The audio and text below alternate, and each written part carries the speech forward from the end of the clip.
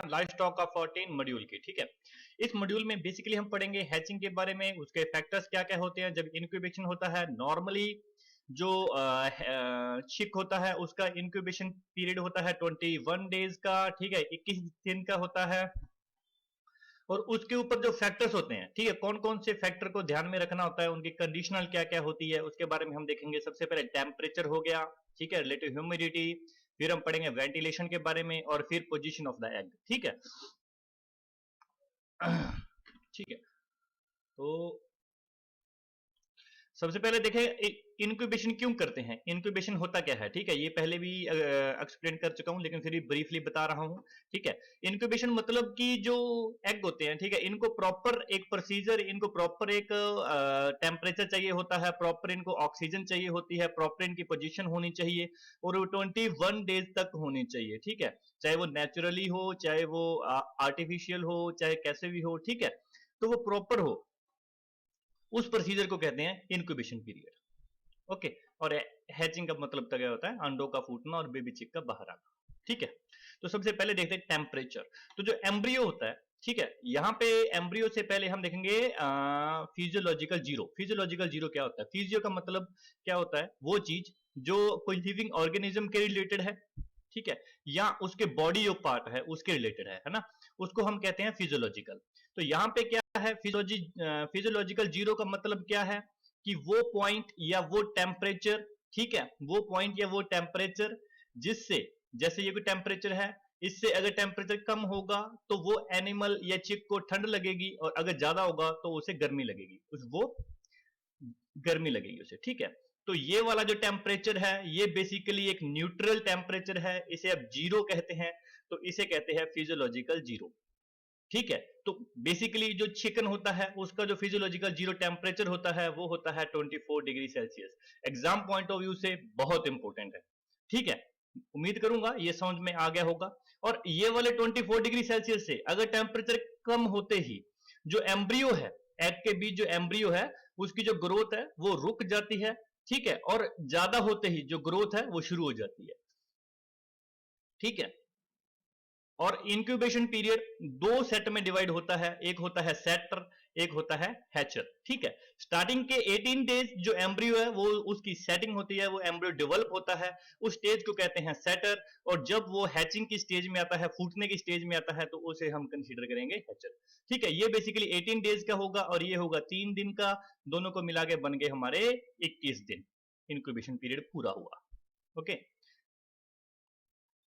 यहां पे जो टेम्परेचर है 18 डेज का सेटर का रखना है वो फारेनहाइट में दिया गया है। ठीक है, लगभग 100 है, 100 से ओनली 0.50 फारेनहाइट कम है। ठीक है, ये देखिए ओनली यहाँ पे 0.25 कम है, तो 99.50 फारेनहाइट से लेके 99.75 फारेनहाइट तक ये टेम्परेचर होना चाहिए स्टार्टिंग के 18 डेज तक। ओके, और लास्ट वाले में यही वाला इससे एक फारेनहाइट कम होना चाहिए लास्ट के 3 दिन में।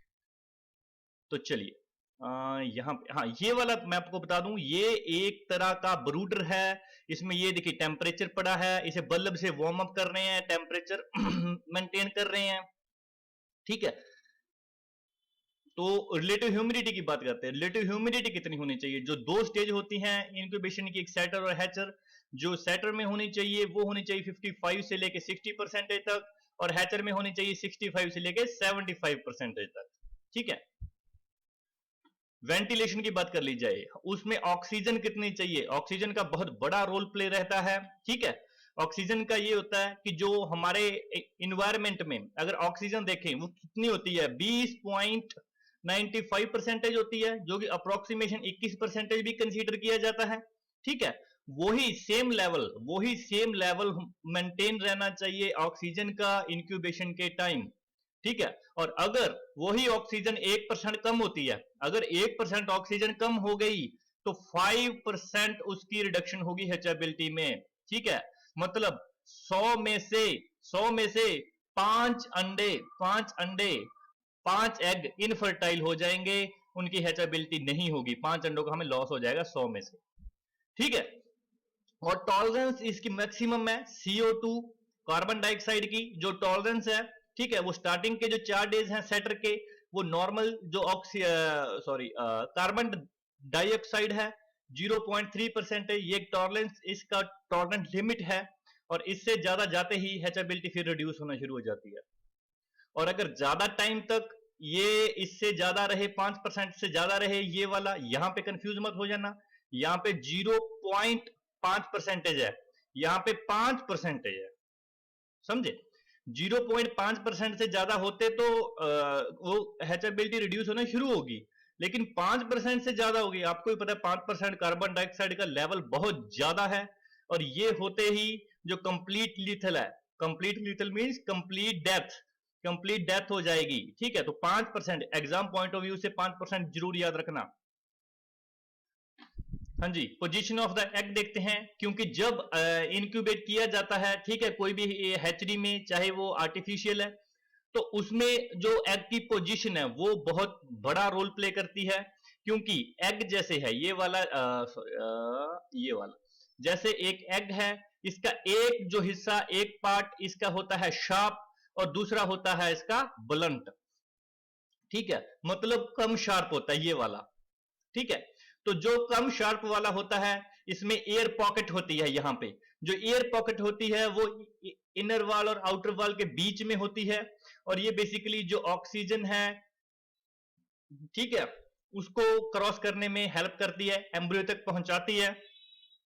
और ये वाला जो फ्लंट वाला हिस्सा है, जो हिस्सा लार्ज है, ये वाला शार्प हो गया, ये वाला लार्ज हो गया, तो इसे ऊपर की ओर रखेंगे, ठीक है? हमेशा ही लार्ज एंड, ये देखिए लार्ज एंड अप होगा, ठीक है, जो लार्ज एंड है वो अप होगा, ठीक है, एग का। उसका रीजन ये होता है कि अगर लार्ज एंड अप है तो जो येलो पार्ट होता है यॉक, वो बिल्कुल रहता है सेंटर में, और एम्ब्रियो का डेवलपमेंट सही से हो जाती है, ठीक है?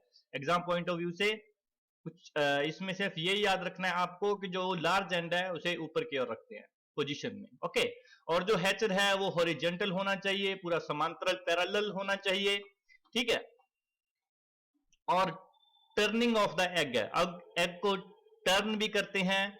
अगर हम मैनुअली कर रहे हैं तो एक दिन में 8 टाइम आप मान के चलो, ठीक है?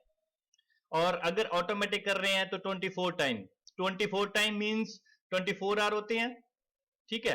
तो ऐसे भी ये याद रख सकते हो कि 1 घंटे के बाद एक बार उसे टर्न करना है। ऑटोमेटिक में तो ऑटोमेटिक ही होता रहेगा ना। तो चलिए आगे देखते हैं, आगे क्या है हमारे पास। जब हैचिंग हो जाती है तो मिनिमम 4 टाइम उसे कलेक्ट करना चाहिए एक दिन में, ओके? और उसे वार्म करने के लिए जब उसे सेटिंग करते हैं, एग को रखते हैं, ठीक है, स्टार्टिंग करते हैं, तो थोड़ा सा उसे वार्म करने के लिए, उसकी स्वेटिंग करने के लिए उसके ऊपर वाटर की ड्रॉप उसकी एग शेल के ऊपर डालते हैं, ताकि थोड़ा सा वो स्वेट हो जाए और वो वार्म हो जाए।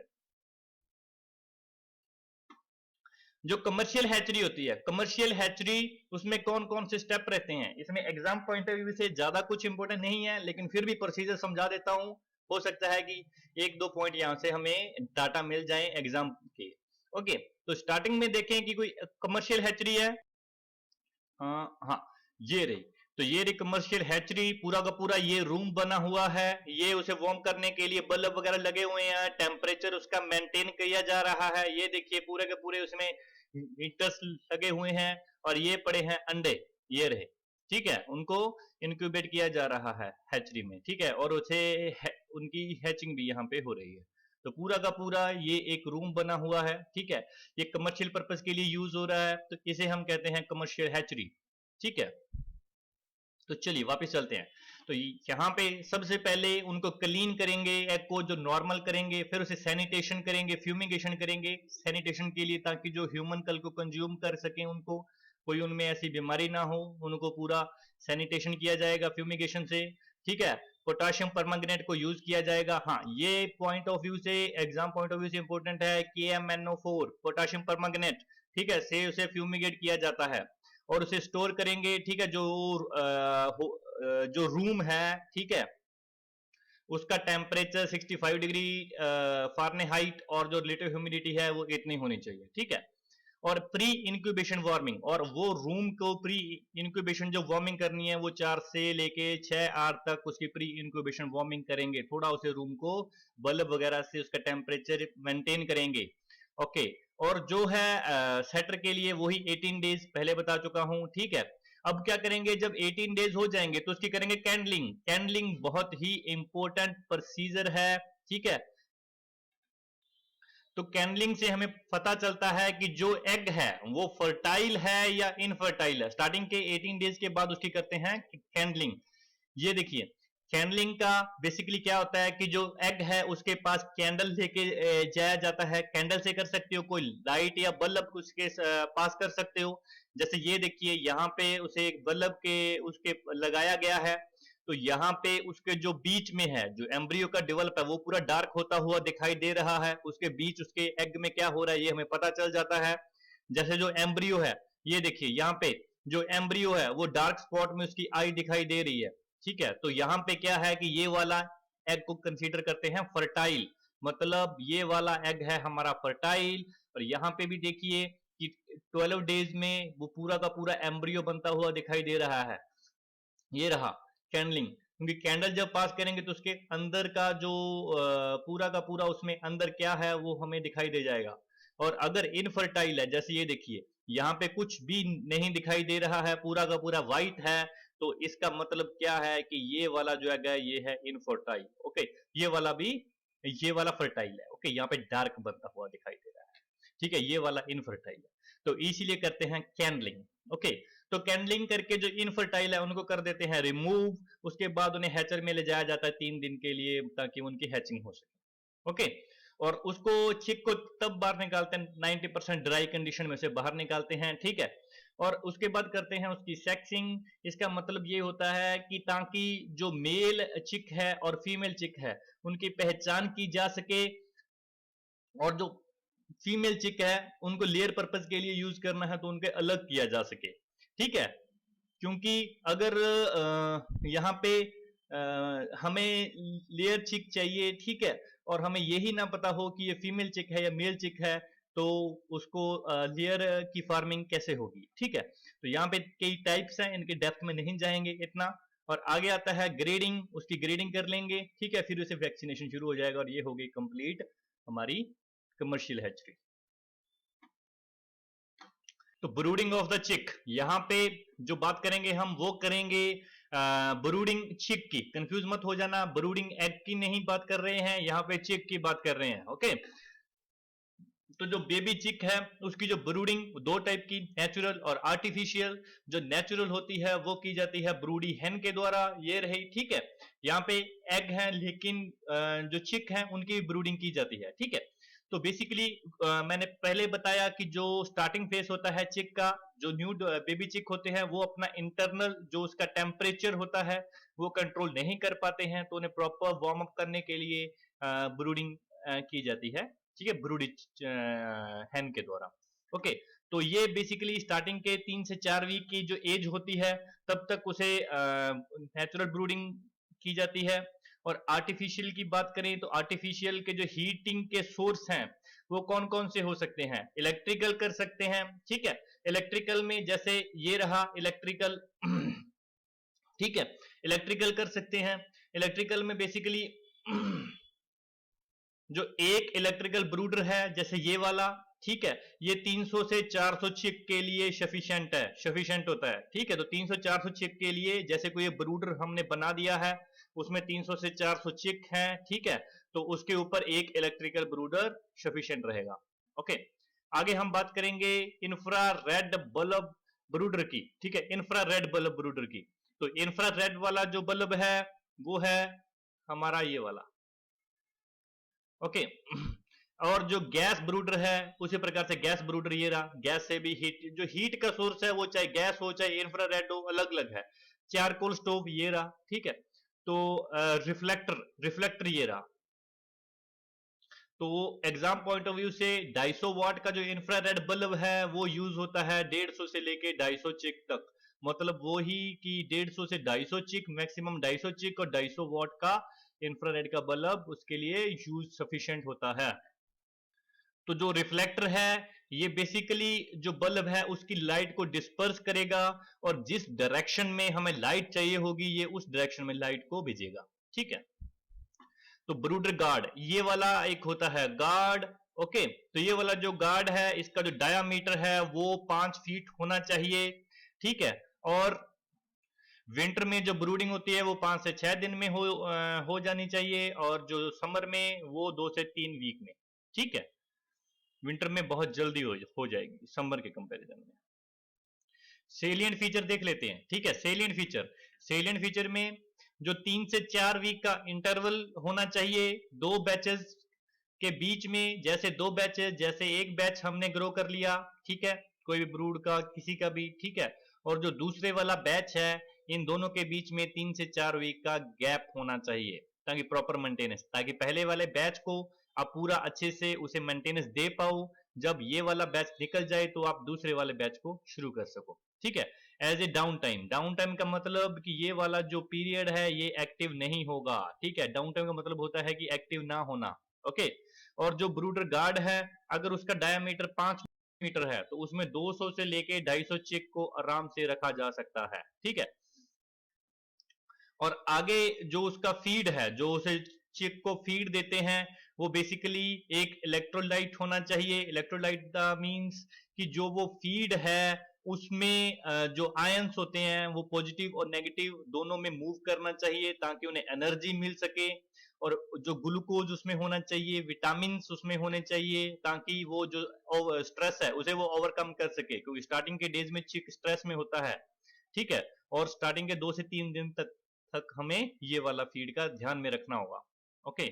इसके और देखते हैं, और उसका जो टेम्परेचर है वो रहना चाहिए 90 से लेके 95 में फ़ारेनहाइट तक, ठीक। कंफ्यूज मत हो जाना, पहले हमने जो स्टार्टिंग में किया था वो किया था हमें इंक्यूबेशन में एग का टेम्परेचर, ठीक है, इंक्यूबेशन के टाइम, यहाँ चिक की बात हो रही है, ठीक है। तो फर्स्ट वीक में इतना रहना चाहिए, और नेक्स्ट वाले जो वीक उसमें 5 डिग्री फ़ारेनहाइट को रिड्यूस कर सकते हैं एवरी वीक तक, ठीक है।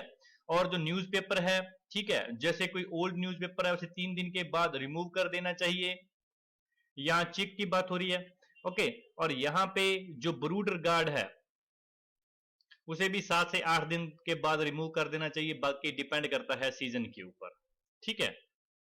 और स्टार्टिंग की जो एज है 0 से लेके 8 वीक तक, तब तक 24 आवर उसे लाइट चाहिए होती है, ठीक है। वैक्सीनेशन की बात कर लेते हैं। ब्रूडिंग चिक में कौन कौन से वैक्सीनेशन जरूरी होते हैं। सबसे पहले ये वाला काफी बार रिपीट हो जाता है कि फर्स्ट डे 0 डेज, पहले ही दिन 0 डेज में ही उसे मैरेक डिजीज वैक्सीनेशन जरूर लगाया जाता है, ठीक है। एचवीटी की जो फुल फॉर्म होती है वो होती है हर्पीस वायरस ऑफ तुर्की, ठीक है, तुर्की बर्ड, ओके। तो हर्पीस वायरस ऑफ तुर्कीस इसकी फुल फॉर्म होती है एचवीटी की, ठीक है। और जो इसका रूट होता है, हाँ, जो इसका रूट होता है वो होता है एससी। एससी एक रूट होता है इंजेक्शन लगाने का। ये बेसिकली सब कॉन्टिन्यूस लेयर होती है, सब कॉन्टिन्यूस लेयर होती है। और ये जो लेयर होती है ये नीचे स्किन के नीचे और जो मसल है उसके ऊपर की बीच की एक लेयर होती है, वहां पे ये इंजेक्शन लगाते हैं। तो ये वाला जो रूट है ये है एससी, सब कॉन्टिन्यूस जो लेयर होती है वहां पे ये लगाते हैं, ओके। उसके बाद 7 दिन के बाद, 5 से 7, एक वीक के बाद हम लगाएंगे रानीखेत डिजीज का वैक्सीनेशन। यहाँ पे Ranikhet disease vaccination F F क्या है, एफ स्ट्रेन है, ठीक है। यहाँ पे तो इसका जो रूट है वो है ओ एम ऑर्ली माउथ, ठीक है। उसी के बाद 3 दिन बाद यहाँ पे इन्फेक्टियस ब्रोंचिटिस वैक्सीनेशन लगाएंगे, और वो रूट रहेगा सेम, इन तीनों का रूट सेम रहेगा और ये वाटर ही आ जाएगा, ओके। उसके बाद 12 से 14 दिन के बाद, ठीक है, ब्रुसल्स का लगाएंगे, ठीक है। और ये वाला भी अर्ली रहेगा, अर्ली माउथ के द्वारा रहेगा, ठीक है। आईबीडी जो वैक्सीनेशन है ये एक लाइव वैक्सीनेशन होता है। लाइव का मतलब ये होता है कि जैसे स्टार्टिंग फेज में हमने लगा दिया तो पूरी लाइफ वो उसकी इम्यून सिस्टम में इम्यूनिटी बढ़ जाएगी उस डिजीज के प्रति, ठीक है, रेजिस्टेंस हो जाएगा, और पूरी लाइफ वो दोबारा नहीं होगा। जैसे छोटे बच्चों के भी हम इंजेक्शन लगवाते हैं ताकि उनकी इम्यूनिटी हो जाए उस डिजीज के प्रति, उस वायरस के प्रति, और पूरी लाइफ उसके अंदर वो जो वैक्सीनेशन है ठीक है, वैक्सीन है वो उस लाइव रहता है, जिंदा रहता है, ठीक है, और उसको पूरा प्रोटेक्ट करता रहता है पूरी लाइफ उस डिजीज के प्रति, ठीक है। तो उस प्रकार के वैक्सीनेशन को बोलते हैं लाइव वैक्सीनेशन।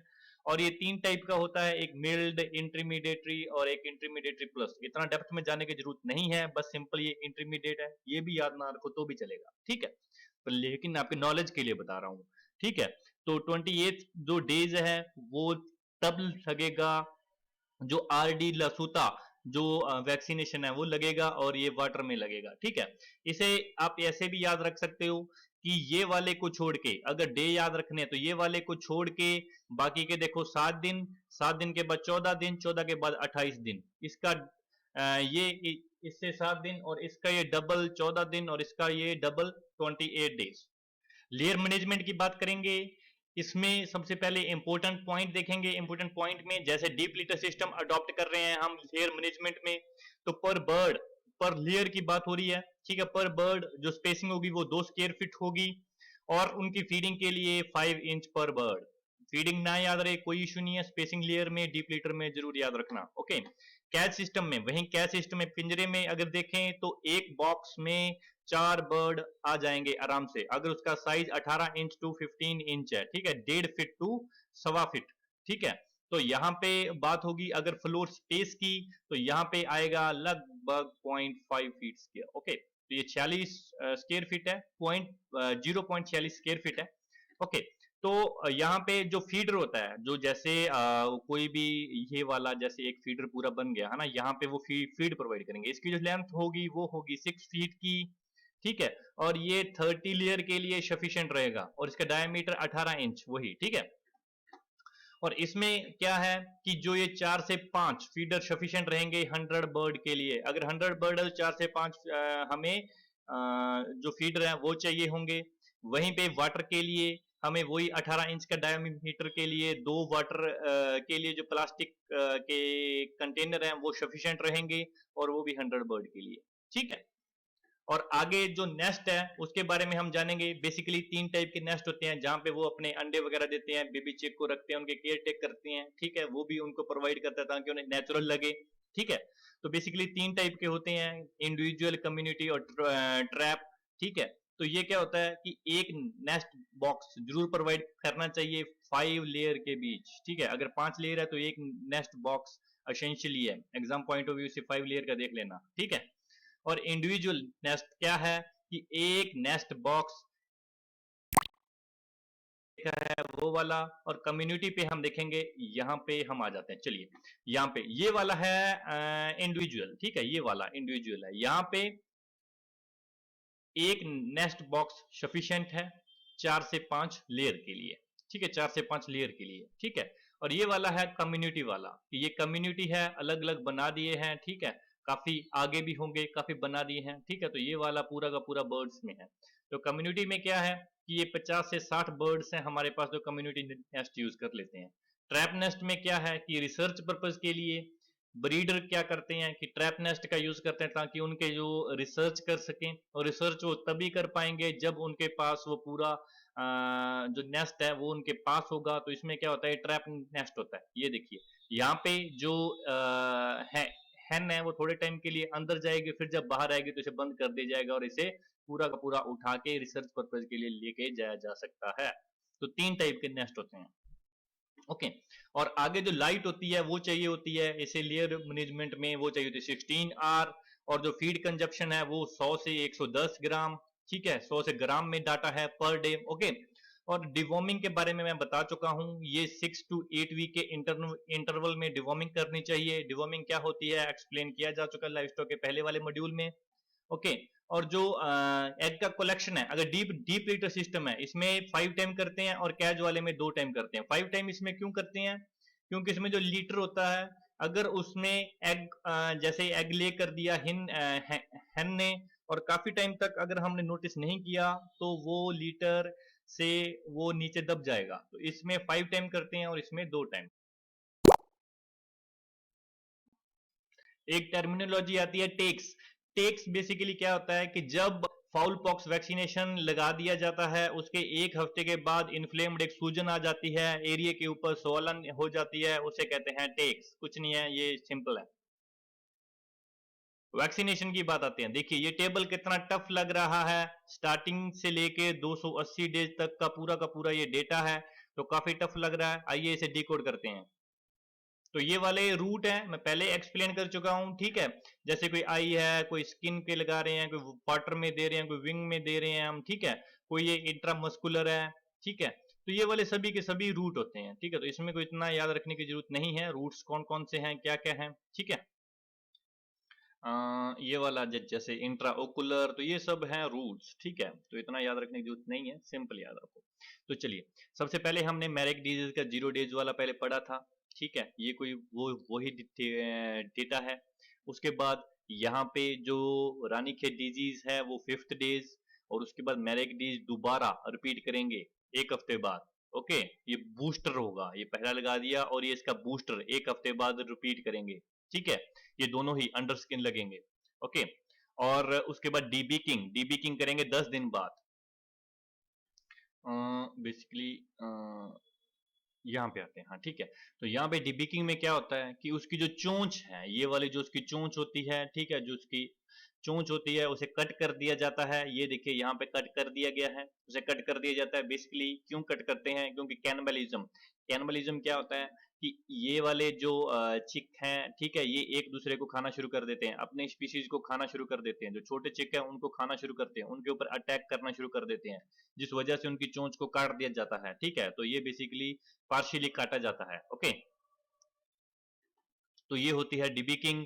उसके बाद मैरिक डिजीज, वही जो मैंने पहले बता चुका हूं, फिर वही 1 हफ्ते बाद, 7 दिन के बाद फिर से उसे रिपीट करना है, ठीक है। आईबीडी जो प्लस का एक्शन है वो 21 दिन के बाद, फिर लासोता का, ओके। और यहाँ पे ये लेयर की बात हो रही है, ओके। और यहाँ पे जो बात आती है 30 दिन के बाद आईबी का वैक्सीन, ठीक है। और 42 दिन के बाद, उसके 12 दिन के बाद फाउल पॉक्सीन का वैक्सीन, 47 दिन के बाद डिवॉर्मिंग करनी है, डिवॉर्मिंग करनी है। ये कोई वैक्सीनेशन नहीं है, डिवॉर्म करना है उसे, ओके, ठीक है जी। फिर आता है उसके 5 दिन के बाद लासोता का वैक्सीन, ठीक है। उसी प्रकार से ये वाले वैक्सीन हैं, ज्यादा याद रहे कोई इशू नहीं है। इसमें से आप ये देख सकते हो कि एक डिबिकिंग हमने 10 दिन बाद की थी, 10 दिन बाद की थी। उसके देखिए, उसके बिल्कुल 90 दिन बाद 100 डे में डिबेकिंग फिर करेंगे सेकेंड टाइम। पहले 10 दिन, 10 के मगर अगर 0 लगाएंगे तो 100 डेज में डिबेकिंग सेकेंड टाइम हो जाएगी, ओके। उसी प्रकार से जो डिवॉर्मिंग है वो की थी हमने 47 दिन, लगभग 50 आप मान लीजिए या 47 कर लीजिए, लगभग उसका डबल से थोड़ा सा ज्यादा, डबल से 15-20 दिन ज्यादा, 110 दिन के बाद फिर से उसे डिवॉर्मिंग कर देंगे, ठीक है, डबल से 1 हफ्ता ज्यादा, ठीक है। और फिर जो डिवॉर्मिंग करेंगे वो 280 दिन, सबसे लास्ट वाला। तो ये वाले डिवॉर्मिंग और डीबीकिंग वाला डाटा है, ये तो आप ऐसे ही याद रख सकते हो। स्टार्टिंग वाले 3-4 डिजीज का डाटा भी याद रख सकते हो, वैसे 3-4 ये ही स्टार्टिंग का, यहाँ 8 नंबर तक आप याद रख लो तो भी सफिशियंट है आपके लिए। और डिवॉर्मिंग और इसका तो आपको बताइए, ठीक है। इंटरवल जरूर याद रख लें, इंटरवल पहले बताया जा चुका है। ब्रीडर मैनेजमेंट, ठीक है, आगे ब्रीडर मैनेजमेंट देखने वाले हैं। ब्रीडर मैनेजमेंट में जो बेसिकली बर्ड को पूरा ब्रीडिंग पर्पज के लिए शुरू से लेके एंड तक ग्रो किया जाता है, उसका हर दिन का रिकॉर्ड चेक किया जाता है रिसर्च के लिए। कितना उसका हर दिन पूरा रिकॉर्ड उसका हमारे पास रहता है, ठीक है। तो उसके अकॉर्डिंग डीप लीटर में जो स्पेस है वो उसे ज्यादा चाहिए होता है, बेसिकली 1860 सेंटीमीटर स्क्वायर, ठीक है। और जो स्लैट एंड फायर फ्लो है, इनके बारे में एक्सप्लेन कर चुका हूं, वो 1400 सेंटीमीटर स्क्वायर, सेंटीमीटर में डेटा है ये, ठीक है, ओके। कैज में अगर फीमेल है तो 450, मेल है तो 750, ठीक है। 300 सेंटीमीटर स्क्वायर ज्यादा चाहिए अगर मेल है तो फीमेल से, ठीक है। तो बेसिकली ये बात हो गई फ्लो स्पेसिंग की। उसके बाद आता है कि जो मेल होता है ब्रीडिंग पर्पज के लिए जब उसे यूज करते हैं तो उसे सेपरेट रखते हैं स्टार्टिंग के 0 से लेके 21 वीक तक, क्योंकि 21 वीक के बाद ही ब्रीडिंग की जो प्रोसीजर है वो शुरू होता है, वेटिंग का प्रोसीजर शुरू होता है। तो 21 दिन तक मेल को अलग रखा जाता है और उसकी फीडिंग वगैरह की केयर टेक वगैरह अलग से की जाती है, ओके। और स्टार्टिंग में 12% मेल, अगर आर्टिफिशियल सॉरी अगर नेचुरल मैटिंग करवा रहे हैं हम तो 12% मेल होने जरूरी है, ठीक है।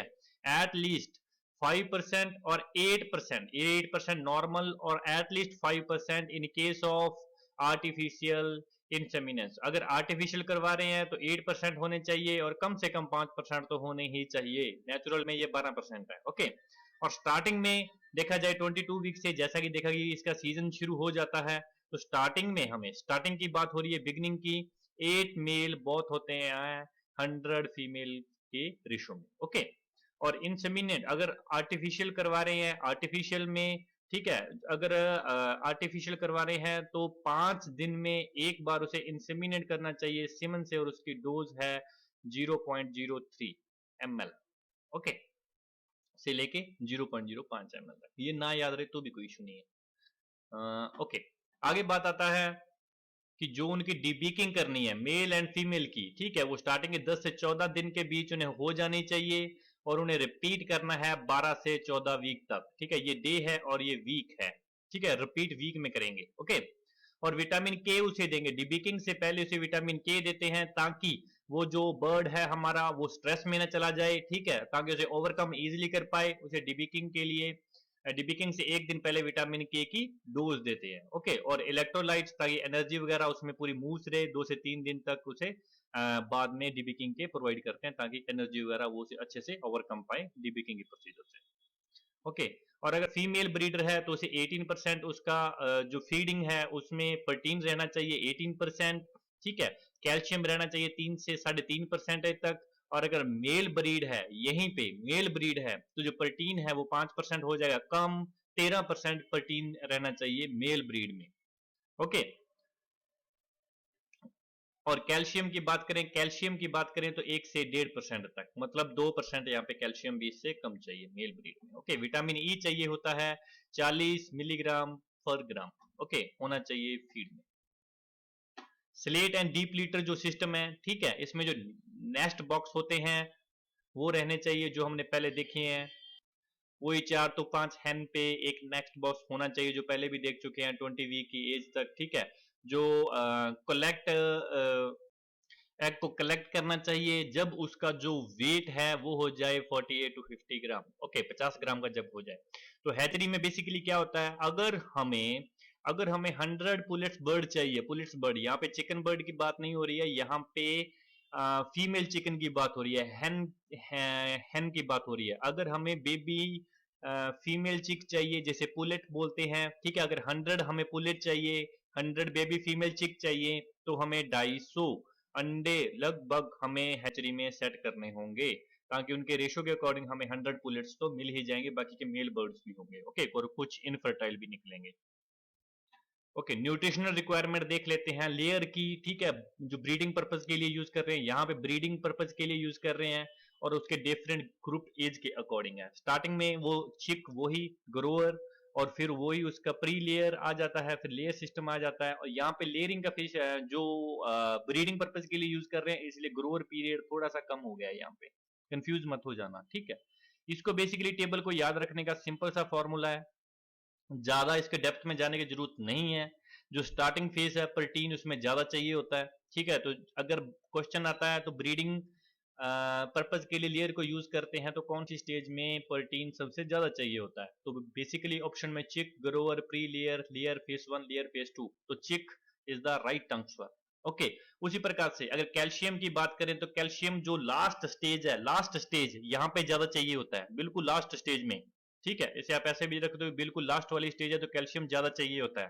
ठीक है, और अवेलेबल फास्फोरस की बात करें तो इसमें ये क्वेश्चन मेरे ख्याल से बनेगा नहीं, क्योंकि सब में ही ये कॉमन आ रहा है। ओके, इसको ना भी याद रखो तो भी चलेगा। सोडियम भी सब में ऐसे ही जा रहा है, ठीक है, सब में कॉमन आ रहा है, तो कोई इशू नहीं है। सबसे कम का याद रखना हो तो रख सकते हो, वैसे कोई जरूरत नहीं है। ठीक है, विटामिन ए की बात करें तो वो भी सब में 20,000 IU, 20,000 IU चल रहा है। ठीक है, और ये सबसे 16,000 इसमें कम हो रहा है ग्रोअर में। आयु की बात करें तो आयु इंटरनेशनल यूनिट होती है। ठीक है, आयु का मीन्स होता है इंटरनेशनल यूनिट, यूनिट होती है इंटरनेशनल लेवल पे विटामिन को उसकी अमाउंट देखने में यूज की जाती है। ओके, आगे आता है विटामिन डी। विटामिन डी में वही फॉर्मूला चल रहा है, सबसे कम ग्रोअर, बाकी सब में याद रखने की जरूरत नहीं, सब में कॉमन चल रहा है। सेम वही ग्रोअर में इसमें कम चाहिए होता है, तो ये वाला, ये वाला, ये वाला और ये वाला सबसे कम में ग्रोअर ही है। ठीक है, बाकी सब बराबर है, तो क्वेश्चन ऐसे बनेगा नहीं। अगर बनेगा तो लिस्ट का तो बस ये देख लो, सिंपल याद रख लो। विटामिन के की बात करें, के में भी वही फॉर्मूला सेम फॉलो हो रहा है। विटामिन के में भी फॉर्मूला सेम फॉलो हो रहा है, ये वाला जो अभी तक हम करते आ रहे हैं। तो इस टेबल में कुछ भी नहीं है, ठीक है। रिबोफ्लाविन की बात करें तो इसमें उल्टा है, बाकी सब में इतना है और रिबोफ्लाविन इसको ज्यादा चाहिए होता है ग्रोथ, ठीक है। बस ये इसका है, और ये वाले टेबल में कुछ भी नहीं है, सिंपल आप याद रख सकते हो।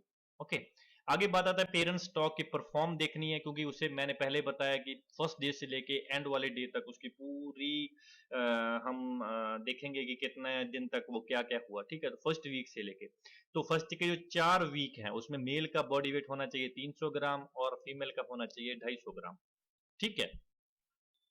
उसी प्रकार से अगर 8 वीक 4 वीक का यहाँ पे 8 वीक का होना चाहिए, जो उसका बॉडी वेट वो होना चाहिए 725 ग्राम, ठीक है। और ये होना चाहिए 580 ग्राम, ये वाला भी ग्राम में है, ये वाला भी ग्राम में, ओके ग्राम में आ रहा है अभी। 12 वीक का देखा जाए तो यहाँ 1100 ग्राम और ये 850 ग्राम, ठीक है। और यहाँ पे 16 वीक का देखा जाए तो 1300 ग्राम और यहाँ पे 2100 ग्राम, ये 20 वीक का 1550 ग्राम, ठीक है। और यहाँ पे अगर 40 का देखा जाए तो 2000, 40 पे आके ये बिल्कुल इसका हाफ 20, यहाँ पे इतना हो जाता है, ठीक है। तो चलिए यहाँ पे अगर देखा जाए तो यहाँ पे फीड इनटेक की बात कर ली जाए। फीड इनटेक से पहले फ्लॉक यूनिफॉर्मिटी, यहाँ पे यूनिफॉर्मिटी बारे में देखते हैं, ये क्या होती है। ये 80% से ज्यादा होना चाहिए सबसे पहले, और बेसिकली होती क्या है कि जैसे कोई फ्लॉक का झुंड है पूरा का पूरा हमारे पास, उसमें 80% से ज्यादा यूनिफॉर्मिटी होनी चाहिए। ऐसा नहीं है कि एक ब्रीड का वेट हो गया जी 2 kg, ठीक है, दूसरे का हो गया 4 kg, उनका कोई मिल नहीं रहा है, कुछ भी नहीं है, तो उनमें यूनिफॉर्मिटी कम से कम 80% से ज्यादा होना चाहिए, सबका साइज के अकॉर्डिंग, सबके कलर के, जो भी हम मतलब कैरेक्टर को लेके चल रहे हैं ब्रीडिंग पर्पज के लिए, जिसको भी हम यूज कर रहे हैं कैरेक्टर को, वो 80% से फ्लॉक में सबसे ज्यादा होना चाहिए, ठीक है। फीड इनटेक की बात कर लें तो स्टार्टिंग के 8 वीक तक उसे 3 kg उसने फीड कंज्यूम किया होना चाहिए, इसने 2.5 kg 0.5 kg का, ओके। और इसमें 9 से लेके 20 वीक तक ग्रोअर की जो स्टेज है उसमें फीड इसने 450 kg कंज्यूम किया होना चाहिए, और इसने 4, ये भी 0.5 कम है, यहाँ पे भी 0.5 कम है, ठीक है। और यहाँ पे अगर फीड इनटेक की बात कर ली जाए कि 0 से लेके अगर 20 वीक तक देखा जाए, 0 से लेके 20 वीक तक देखा जाए, तो इन दोनों को मिलाओ कितना हो गया 750, सॉरी 7.5, और इन दोनों को मिलाओ कितना हो गया 6, इन दोनों को मिला के तो ये बना है। तो ये वाला डेटा तो वैसे ही हमारे पास एज ए कॉम्प्लीमेंट्री आ गया, ठीक है। तो फीड इनटेक अगर देखा जाए 20 से लेके 72 तक, 20 से लेके 72 तक, 38 ग्राम 38 kg वो फीड इनटेक करेगा 20 से लेके इतने वीक तक, ठीक है। ये 40 kg इनटेक करेगा। उसी प्रकार से अगर लेयर फीड की बात की जाए यहाँ पे, ठीक है, तो लेयर फीड में यहाँ पे क्या है कि बेसिकली पर हैचिंग ऑफ एग कितना एक लेयर को फीड चाहिए होता है, पर हैचिंग ऑफ एग, ओके। अगर एक एग को पूरा ही हैच करना है, पूरे शुरू से लेके एंड तक एक चिक प्रोड्यूस करने में, आप कह लो कि पर लेयर कितना फीड चाहिए, और वो चाहिए 145 ग्राम, ओके। और टोटल अगर बात की जाए, टोटल फीड की बात की जाए कितना लगा, क्योंकि मेल का भी तो फीड इसमें गिनेंगे ना, काउंट करेंगे ना, तो वो होगा 188 ग्राम, ठीक है। और मीन लिवेबिलिटी कितने जीवित रहेंगे, कितने लाइव रहेंगे 0 से लेकर 20 तक, वो कम से कम 94% तक होनी चाहिए। आगे बात आती है मीन लिवेबिलिटी 21 से लेकर 72 वीक तक, पहले हमने 20 वीक तक करी थी, वो 92% तक होनी चाहिए। मोर्टेलिटी डेथ कितनी, कम से कम, मतलब मीन अगर देखा जाए तो 14% तक रहेगी, ओके। 0 से लेकर 72 तक मोर्टेलिटी की बात हो रही है, ओके। इसे ऐसे भी रख सकते हो कि यहाँ 1 में लिवेबिलिटी था, यहाँ पे 8 मोर्टेलिटी हुई, और यहाँ पे जो मोर्टेलिटी हुई वो कितनी हुई, यहाँ पे 96 था, मोर्टेलिटी कितनी हुई 6, और 8 और 6 कितने हुए 14, ओके। इसे ऐसे भी याद रख सकते हो, वैसे इतना डेप्थ में जाने की जरूरत नहीं है, ये कोई वॉलंटियर के लिए बता रहा हूँ, ओके। आगे बात आती है कि जो एक हैन 72 वीक तक कितने एग को प्रोड्यूस करेगी, 72 वीक तक कितने एग को प्रोड्यूस करेगी, और वो करेगी 280। और टोटल परसेंट हैचेबिलिटी कितनी होनी चाहिए, मिनिमम 90% होनी चाहिए, मिनिमम 90% जितने उसने एग दिए वो फर्टाइल होने चाहिए, प्रोड्यूस होने चाहिए, 10% इनफर्टाइल होंगे तो भी चलेगा, ओके। और जो पुलेट की बात हो रही है, पुलेट का जो बात हो रही है, वही कि जो पर हैन हाउस, अगर एक हैन हाउस की बात करी जाए उसमें सिलेबल जो फीमेल चिक है वो कितने होने चाहिए, और वो होने चाहिए 110, ओके, आगे है फर्टिलिटी डिसऑर्डर। फर्टिलिटी डिसऑर्डर में जो ब्रीडर है इनके डिसऑर्डर आ जाता है। अगर ये 4 टाइप से डिवाइड होते हैं। अगर अर्ली एग लेइंग अगर हैच जो है, ठीक है, वो 26 से लेके 28 वीक के बीच हो तो वो एक ऑर्डर डिसऑर्डर कंसीडर किया जाता है। ठीक है, पीक जो अगर एग लेइंग है वो 29 से 39 वीक के बीच आ जाए तो उसे डिसऑर्डर में कंसीडर किया जाता है। ठीक है, मिल्ड एग लेइंग यहाँ पे तो लेट यहाँ पे तो यहाँ पे कंसीडर किया जाता है। ठीक है, तो ये वाला है बेसिकली डेटा। आगे है कैरेक्टर ऑफ द जो पोल्ट्री सीमन है उसके कैरेक्टर कैसे होना चाहिए। ठीक है, हम्म, तो क्या होना चाहिए नॉर्मली जो कॉक है, एक मेल चिक है, वो सीमन प्रोड्यूस करता है 16 ओल्ड वीक के तक। ठीक है, और गुड क्वालिटी का वो 22 24 वीक, जो कि हमने पहले भी देखा कि या ये ब्रीडेबल एज है, ये शुरू हो जाती है। ठीक है, और उसका कलर व्हाइट और पर्ल व्हाइट होता है। ठीक है, और उसके डोज इतना डेप्थ में याद रखने की जरूरत नहीं है, लेकिन फिर भी रख सकते हो तो आप रख सकते हो उसकी याद। ओके, आगे बात आती है उसे एक वीक में, ठीक है, 3 बार उसे इंसेमिनेट पर्पस के लिए यूज किया जा सकता है और एक दिन का उसमें गैप होना जरूरी है। ठीक है, और जो हैन है उसे फर्स्ट वीक में 2 बार इंसेमिनेट किया जा सकता है और उसके बाद एक बार, ठीक है, one time in next week. ठीक है, और और यूजुअली जो इंसेमिनेशन है वो डन कर देते हैं जब जो फ्लॉक है वो 25% एग प्रोडक्शन कर देता है। ठीक है, यहाँ पे पूरा ही मतलब ये डाटा अलग से डाटा है। जो मेल है वो मॉर्निंग के टाइम सीमन ज्यादा प्रोड्यूस करेगा और जो फीमेल है ये फर्टाइल एग ज्यादा प्रोड्यूस करती है अगर इसे इंसेमिनेट हम 9 पीएम के अराउंड करेंगे। ठीक है, और आगे आता है लीटर मैनेजमेंट। लीटर मैनेजमेंट जो बेसिकली बता चुका हूँ लीटर क्या होता है, उसको कैसे कैसे मैनेज करना है। उसमें यहाँ पे रेशो बताया गया है, खिसका रेशो, कि अगर हम वुड एश अगर लीटर है तो उसमें मिक्सचर कर रहे हैं वुड एश का और फर्टिलाइजर ग्रेड सुपर फॉस्फेट का, उन दोनों का मिक्सचर बना के हम लीटर बना रहे हैं। ठीक है, ब्रीडिंग के लिए तो उसका 4:1 का रेशो होना चाहिए। ये इंपॉर्टेंट डेटा है, ये इंपॉर्टेंट डेटा है 4:1 का। ठीक है, इसे ऐसे भी अगर एग्जाम में अगर ऐसे भी आता है 80:20। ठीक है, या ये कितना परसेंटेज होना चाहिए तो वो 80% होना चाहिए वो डैश, और फर्टिलाइजर सुपरफॉस्फेट 20% है। ठीक है, और इसका टोटल जो मिक्सचर है उसका जो रेशो होना चाहिए वो 5 केजी होना चाहिए पर 10 मीटर स्क्वायर, पर 10 मीटर स्क्वायर के एरिया में 5 केजी लीटर होना चाहिए। ओके, और बिफोर रैकिंग, रैकिंग उसे मतलब साइड में करना। ठीक है, तो उसे बिफोर रैकिंग जो उसका लीटर का जो साइज होना चाहिए वो 5 केजी से 10 मीटर स्क्वायर का होना चाहिए। ठीक है, ताकि वो इतना बना रहे और अमोनिया गैस रिलीज होने के लिए हम रिलीज ज्यादा ना हो तो उसे रैकिंग करते हैं, उसे साइड में कलेक्ट करते हैं उसे। ठीक है, और बाद में साइड में ले जाते हैं। ओके, लीटर के मॉइस्चर की बात कर ले तो 12% होना चाहिए। ठीक है, और वो 30% से ज्यादा तो होना ही नहीं चाहिए। ओके, और विंटर सीजन में बात कर लें डेप्थ या ब्रीडर पर्पस के लिए जो लीटर मैनेजमेंट किया जा रहा है उसका हो रहा है, कंफ्यूज मत हो जाना कि पहले लीटर में ये डाटा था, यहाँ ब्रीडर पर्पस के लिए। ओके, यहाँ पे जो उसकी डेप्थ है लीटर की वो होनी चाहिए 10 से लेके 12 इंच तक विंटर में, और समर में 2.5 से लेके 4 इंच तक। ठीक है, और जो डीप लीटर सिस्टम होता है, पहले भी मैं बताया कि ये काफी एक न्यूट्रिशनल सिस्टम होता है। जब चिकन की जो ड्रॉपिंग होती है वो लीटर में मिक्स होती है तो वहां पे B12 व B2 विटामिन बनते हैं। ठीक है, सिंथेसाइज होता है। ओके, इसी के साथ हमारा मॉड्यूल होता है खत्म। ये हमारा था 14 module. Thank you so much, God bless you all. मिलते हैं नेक्स्ट मॉड्यूल में।